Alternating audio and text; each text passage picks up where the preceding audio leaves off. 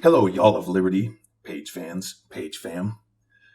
William T. Sherman here. The only thing that I like roasting more than the South are triggered conservative snowflakes in the comments section. So today, we're going to do a dramatic reading for you. I'd like to introduce you to John Stinsel. Stinsel? Stimcell? Denzel? Who the fuck knows? What's with the profile picture? What is that?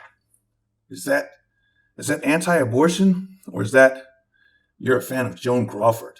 No wire hangers! No wire hangers!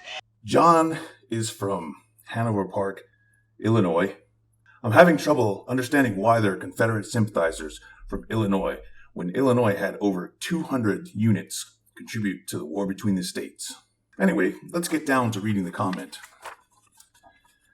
You motherfickers are a joke.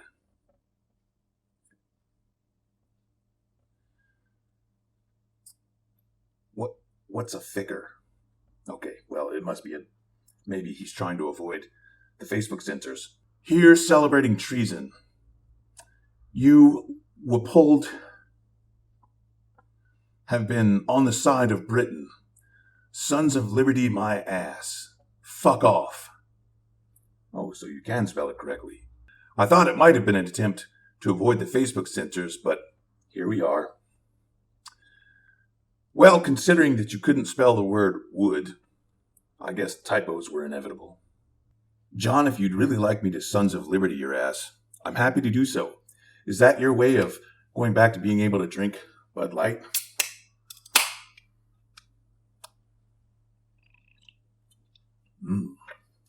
Tastes like secessionist tears. Delicious. I'm having trouble understanding what it is that you're butthurt about. Is it because we tore down a statue of someone that you like?